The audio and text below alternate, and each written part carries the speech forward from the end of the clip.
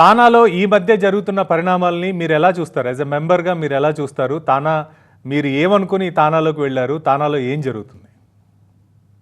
మొదట మీకు నేను ధన్యవాదాలు తెలపాలండి. ఎందుకంటే జనరల్‌గా టీవీ ఛానల్స్ మీకు తెలిసిన విషయం మీడియా అంతా కూడా ఏదో ఫ్లాష్ న్యూస్ వస్తే ఫ్లాష్ న్యూస్ వేసి ఆ తర్వాత ఫాలో అప్ ఉండదండి.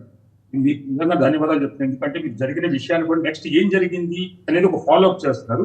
నిజంగా మీకు ధన్యవాదాలు ఆ విషయంలో. తర్వాత మీరు మంచి టైటిల్ కూడా మంచిగా పెట్టారు. స్థానాల్లో దొంగలు పడ్డారు. దొంగలు పట్టడం కాదండి, ఊళ్ళే పంచుకున్నారు.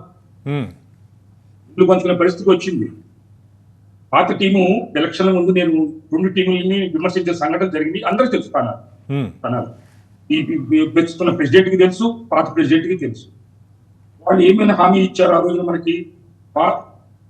గతంలో జరిగిన అన్యాయాలు, అక్రమాలు, డబ్బులు, దోపిడీ ఇదంతా మేము బయటికి తీస్తాము అని చెప్పి ఎలక్షన్ లో ప్రామిస్ చేశారు.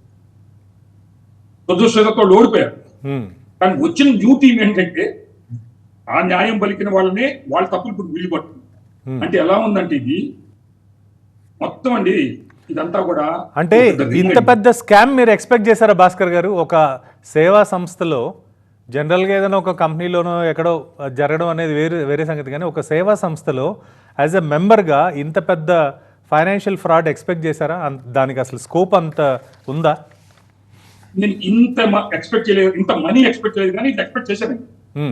ఈ తింటం అనేది మాకు అలవాటు పెద్ద తెలియదు. కానీ యాక్చువల్గా బయట ఏదో మన తెలుగు జనానికి ఆంధ్రప్రదేశ్ లో ఉన్న తెలంగాణలో ఉన్న వాళ్ళందరికీ చాలా తెలియదు కాదండి. నేను గత 27 ఏళ్ళ నుంచి ఉన్నాను. గత 17 ఏళ్ళ నుంచి సంఘంలో ఉన్నాను లైఫ్ మెంబర్షిప్ తోటి. ఇది మాకు అలవాటు అన్నమాట ఈ తింటం అనేది. అయితే అది ఒక స్థాయి వరకు ఆ ఖర్చు రూపంలోనూ ఏదో చిన్న చిన్న ఒక స్థాయి వరకు మనం ఒప్పుకోగలుగుతాం. ఇప్పుడు స్థాయి దాటిపోయింది. ఉద్యోగాలు మానేసి ఇది తానాలో ఏదైనా కోర్సు గది సంపాదించుకునే పరిస్థితి వచ్చింది. ఇది బాధాకరమైన విషయం నిజంగా చెప్పాలంటే సుకుమార్ గారు.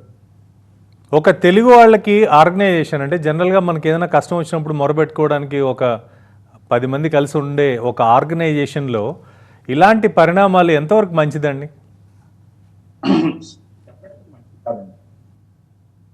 ఇది మారాలి. ఇది మీరు గమనిస్తే గత 5 టర్మ్స్ గా గత 10 నుంచి 15 ఏళ్ళ దాకా 25 మంది మధ్య ఈ తానా మొత్తం నలుగుతుంది. వీళ్ళందరూ ఈ మారితే కానీ ఈ తానా పట్టు ఎటువంటి సంస్థ అండి, ఎంత సదుద్దేశంతో, ఎంతో మంచి ఉద్దేశంతో కల్లారుని కుమార్ గారు పెద్ద పెద్ద వాళ్ళు ఆ రోజుల్లో ఈ సంస్థ పెట్టి తెలుగు వాళ్ళకి ఏదన్నా ఉంటుందని పెట్టిన సంస్థని ఈ రోజున జనాలు మొహానం ఉమ్మూసే పరిస్థితి తీసుకొచ్చారు.